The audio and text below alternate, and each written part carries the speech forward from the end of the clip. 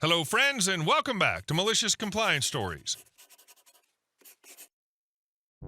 We kick off today's video with a workplace revenge tale. A sprained ankle, a micromanaging boss, and a doctor's note that turns one requested sick afternoon into a full week lesson on why managers should sometimes just trust their limping employees. But before we begin, best way to support our channel is to leave comments, like, and subscribe with the turned on bell so you don't miss the new video every single day. Here we go. Sprained ankle? My boss wanted proof, so I let the doctor bench me. I rolled my ankle early Monday morning while packing up our campsite after Labor Day weekend. One wrong step on an uneven route and pop, down I went. I've sprained this ankle 3 or 4 times over the years, so I knew the drill: ugly swelling, throbbing pain, and a week or so of limping around. In the United States, that translates to rest, ice, compression, elevation, and a $1,000 urgent care bill if you want someone in scrubs to repeat it back to you. Hard pass. So I skipped the ER, wrapped the ankle, and hobbled to work on Tuesday. I'm an office coordinator for a mid-sized company. 90% of my job is emails, spreadsheets, and tracking down supplies. The other 10% is scurrying around the building, dropping copies on desks. Totally doable on one leg. At 8 a.m., I crutched into my boss's office to brief him.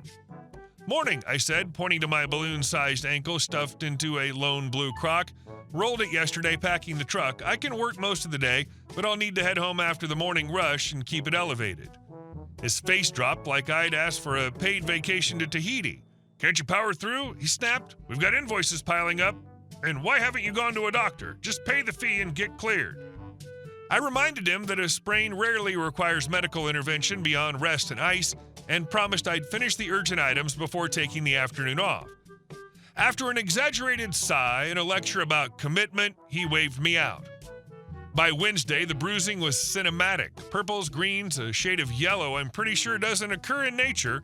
Only a crock would accommodate the swelling, so I hobbled in again, laptop under one arm, ice pack under the other.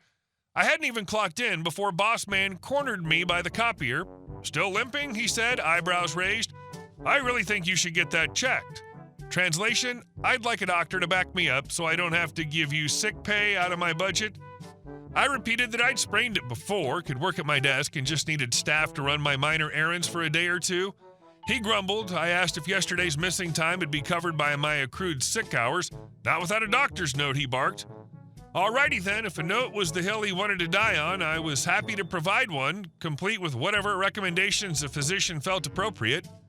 At 10 a.m., I logged off, grabbed my keys, and announced I was heading to urgent care at his request. An hour and an x-ray later, the doctor confirmed exactly what I diagnosed myself. Textbook grade 1 sprain, no fracture, continue rice therapy. I told her the whole saga, how a simple work-from-desk arrangement had ballooned into a note or nothing standoff. She raised an eyebrow, disappeared, and returned with 2 pieces of paper. The first, a tally of treatment instructions. The second, an official work status note that read, "Patient may return to work on September 9th, needs non-weight-bearing rest until then for optimal healing." I was expecting permission to log in remotely the next day. Instead, I'd been benched for the rest of the week, 4 full work days. Doctor's orders trump boss's grumbling every time. I snapped a photo of the note and texted it to the boss man with 0 commentary. 30 seconds later, my phone pinged. "Boss, what's wrong with ankle?" No punctuation, no question mark, just that. Didn't bother replying. The document spoke for itself. 10 minutes later, "So you're out all week?" Again, silence from me. "Enjoy, buddy." Here's the math he hadn't considered. I'd originally asked for a single 8-hour sick day. By insisting on a doctor's note, he forced a medical evaluation that sidelined me for 32 paid hours. Company policy is ironclad. If a licensed physician says stay home, management can't override it.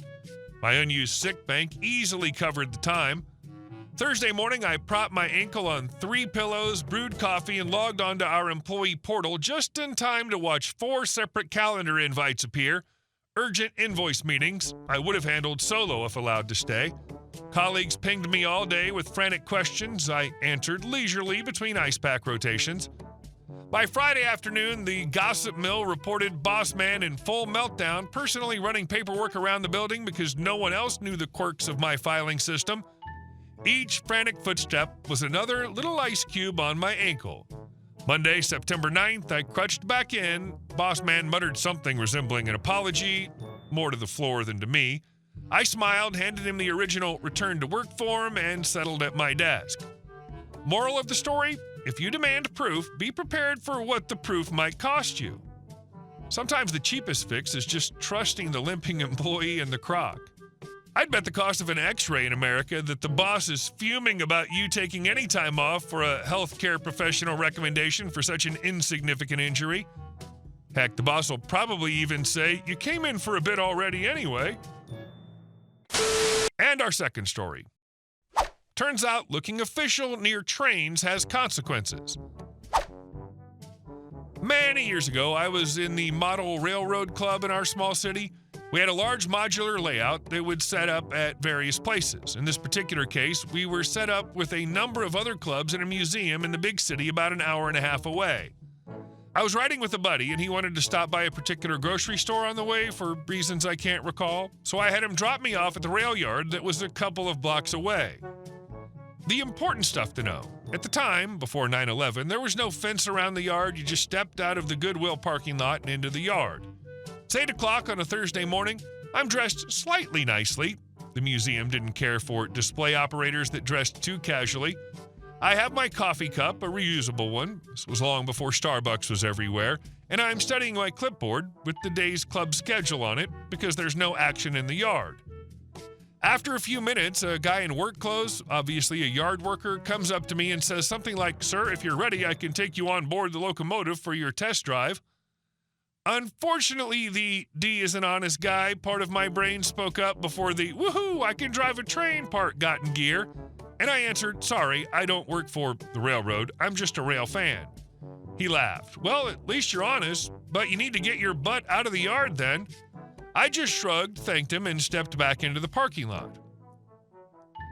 There's something delightfully innocent about it. Just a well-dressed train enthusiast with a clipboard and a coffee, looking official enough to almost get handed the keys to a locomotive. And our last story. How one man turned a historic district into a landmark. When my dad was a kid growing up in a small New England town, there was one house on his school bus route that nobody ever forgot. Even decades later, people still talk about it. The house sat on a quiet residential street surrounded by modest homes painted in safe, muted tones, beige, gray, soft blue, the occasional white. Then there was this house, a screamingly loud, unapologetically bold purple with mustard yellow trim so jarring it almost glowed in the sun. Naturally, the locals dubbed it the Purple House. No one ever called it by its address or described it by its location. It was simply the Purple House. It became a legend, a visual punchline, and an unexpected town landmark. Kids would dare each other to ring the doorbell. Adults would mutter about it at council meetings. Tourists would sometimes stop to take pictures. Certainly it must have some wild backstory. And it did. See, the house hadn't always looked that way. Before the purple and yellow took over, it was just a regular old colonial-style home like all the others. Plain off-white siding, dark shutters, a tiny little porch, nothing fancy, nothing that turned heads. The owner was a quiet, middle-aged man who'd bought the place and, not long after moving in, decided it needed a fresh coat of paint. He picked a soft off-white color, clean and classic, and hired someone to do the job right. A few weeks later, the work was done. The house looked great, fresh, neat, unassuming. But then came the letter. Turns out the property sat within one of the town's newly established historic districts. These were special zones governed by a local historical board who were in charge of preserving the town's architectural integrity. The board had strict rules about what you could and couldn't do to your home's exterior, and that included what colors you could paint it. Off-white, for reasons no one could quite explain, was not on the list of pre-approved shades. The owner was stunned. He hadn't known about the designation when he bought the house. The historic district had only recently been created, and nobody had mentioned it. More importantly, he was confused. Off-white? Too modern? He argued it was neutral and fit in just fine. He'd already paid for the paint and the labor. It wasn't some neon green eyesore, but the board didn't care. Rules were rules, and his house was now in violation. So they ordered him to repaint it again. Most people would have just picked one of the safe options from the board's color palette. muted grays, moss greens, maybe a dusty blue, and moved on. But not this guy. Oh no. He wasn't about to spend another dime rolling over for bureaucratic nonsense. If they wanted him to follow their rules, he was going to follow them exactly and show them just how ridiculous those rules could be. He got a hold of the town's official list of approved colors and scanned it carefully. Lo and behold, buried somewhere among the boring earth tones and colonial hues was a bright purple.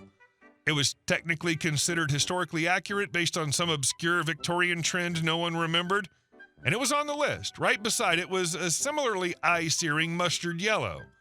He placed the order the next day.